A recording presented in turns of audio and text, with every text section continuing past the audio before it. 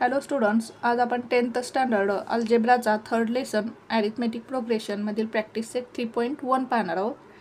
Second example पहा. 2, 5/2, 3, 7/2 dash dash dash. तर प्रथम काय करू, आपण हा सिक्वेन्स लिहून घेऊ. The given sequence is 2, 5/2, 3, 7/2. Here आता यामध्ये आपण काय करू, टर्म्स लिहून घेऊ.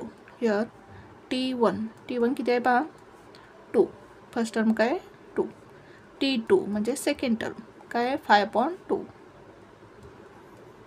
त्यानंतर T3 थर्ड टर्म काय आहे पहा 3. त्यानंतर T4 फोर्थ टर्म काय आहे 7/2. आता काय करू, आपण यांच्यामधील कॉमन डिफरन्स काढून घेऊ. फर्स्ट काय करू आपण, T2 मायनस T1. T2 किती आहे 5/2 आणि T1 किती आहे 2. T2 किती आहे 5/2 मायनस T1 किती आहे 2. येथे डिनॉमिनेटर काय नाही, म्हणजेच किती असेल 1.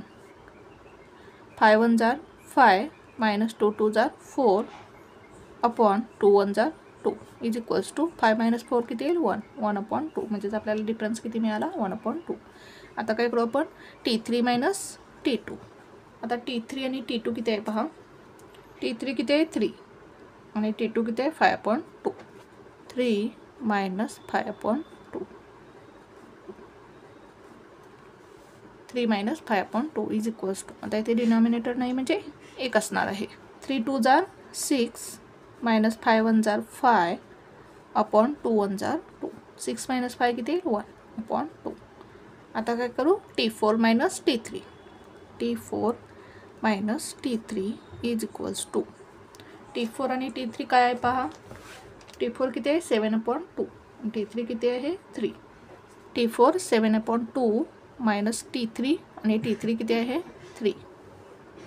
इथे डिनॉमिनेटर काय येईल 1.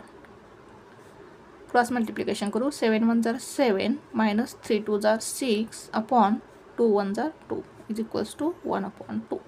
आता इथे आपल्याला कॉमन डिफरन्स काय मिळालेला आहे, सेम मिळालेला आहे. म्हणजेच काय, हा जो सिक्वेन्स दिलेला आहे तो काय आहे, ॲरिथमेटिक प्रोग्रेशन आहे. ॲन्सर लिहू आपण. Here difference between any 2 consecutive terms is constant. Therefore, the given sequence is an AP. आणि कॉमन डिफरन्स किती मिळाला आपल्याला 1/2. and the common difference D is equals to 1/2. अशा प्रकारे हे एक्झाम्पल सॉल्व करायचं होतं. पुन्हा एकदा पहा आपण एक्झाम्पल कसं सॉल्व केलं.